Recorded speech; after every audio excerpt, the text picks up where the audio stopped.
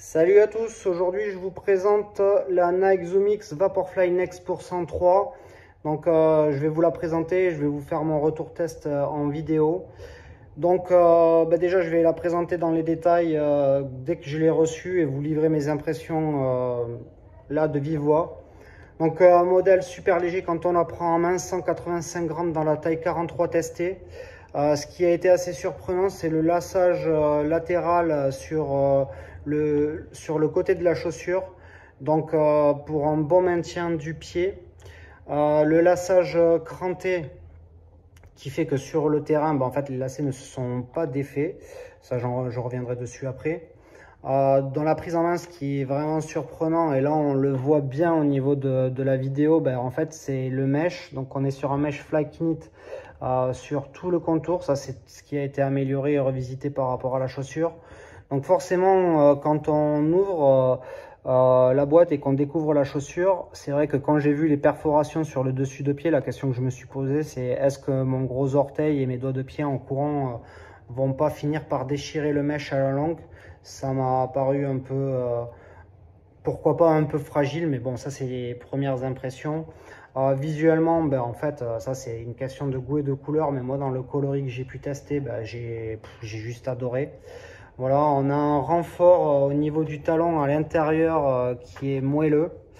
On est sur une semelle inamovible à l'intérieur, ça c'est ce que je précise, donc ceux qui ont des semelles, ça va être un peu compliqué. On a une languette, et ça je vais y venir parce que je vais passer après à l'enfilage de la chaussure. Voilà, on a une languette qui est, voilà, comme vous pouvez voir, elle est un peu spéciale. Voilà, après je vais vous en parler de toute façon.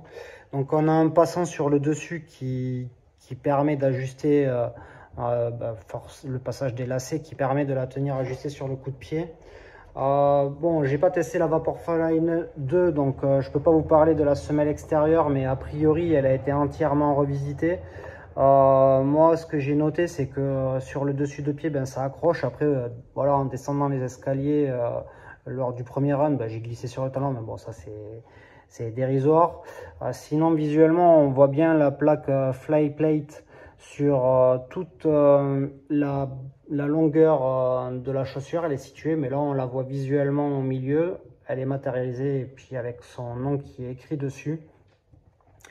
Donc voilà, maintenant au niveau de la phase enfilage, je vais pas vous mentir, ça a été méga compliqué au début pour l'ajuster sur le dessus de pied. Donc j'ai bien écarté les lacets. Il faut arriver à bien ajuster la languette sur le dessus de pied. Et après, une fois qu'on l'a enfilé, c'est vrai que ça a été surprenant. J'ai adoré le confort au niveau du talon. Et puis, en fait, la première impression dès que j'ai enfilé la chaussure, c'est que je craignais que ce soit instable au possible. Mais même dès l'enfilage, en fait. Et en fait, j'ai été assez surpris parce que j'avais peur d'avoir le pied qui bouge, en fait, sur les côtés, latéralement, quoi. Donc au niveau de l'enfilage, voilà, à part la difficulté à l'enfiler et l'ajuster, c'est quand même méga confortable. En fait, ce que je ressens toujours, même après plusieurs sorties, et que j'ai ressenti dès le début, c'est ce pouce sur le devant.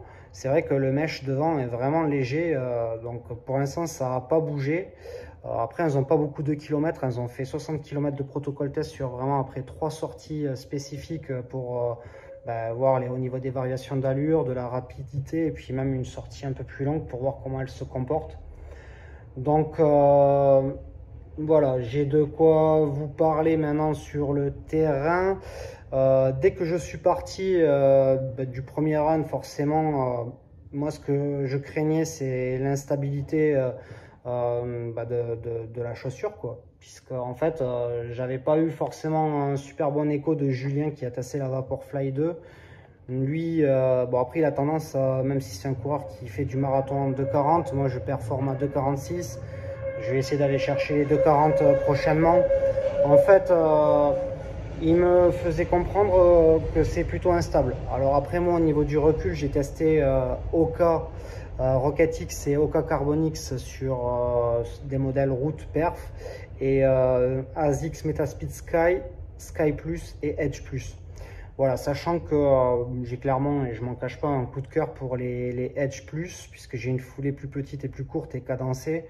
Sachant que ce que j'aime bien, c'est que la mousse de la ASICS Edge Plus reste quand même relativement ferme. Voilà, donc que j'appréhendais de la mousse Zoomix, qui est quand même le leader du marché, puisqu'on parle beaucoup des plaques carbone, mais il faut quand même préciser que c'est l'association plaque carbone à la mousse qui fait le succès de la chaussure.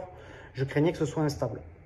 Alors après, je vais pas vous mentir, voilà, c'est vrai que pour moi, ça a été assez instable sur l'arrière du talon. Je suis allé m'amuser à faire des séances de vitesse. Quand on attaque sur l'avant-pied, clairement, là, la chaussure, elle est efficace, elle est dynamique, elle fait le job, c'est nickel.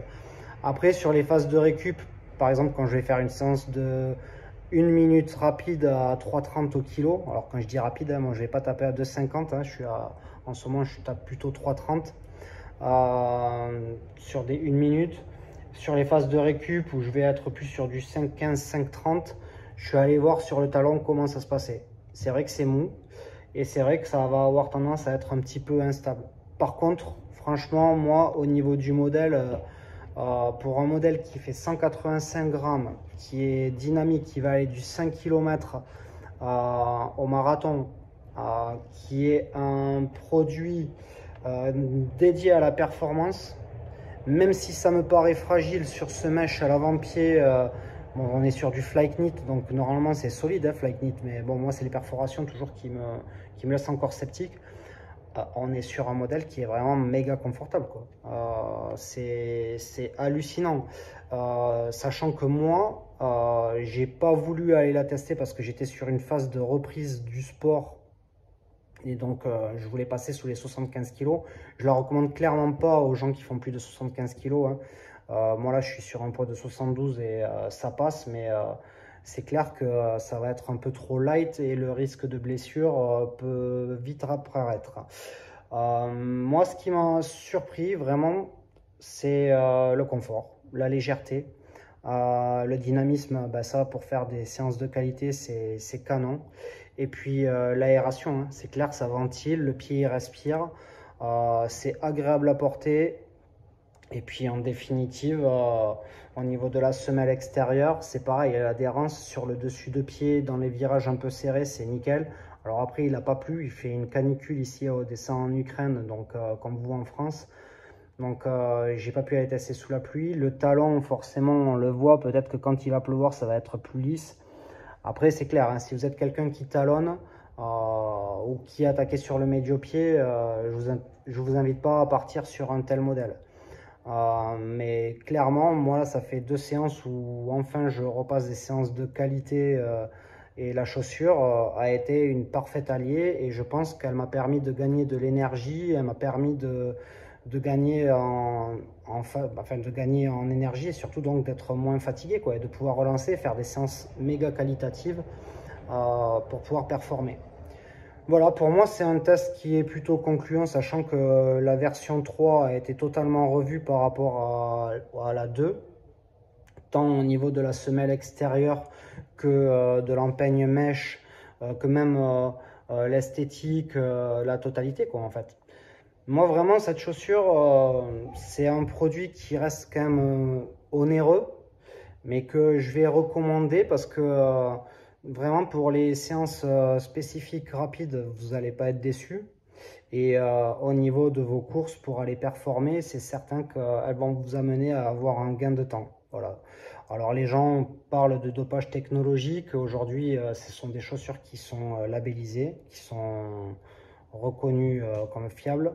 Donc voilà, c'est une belle découverte au niveau de la mousse Zoomix.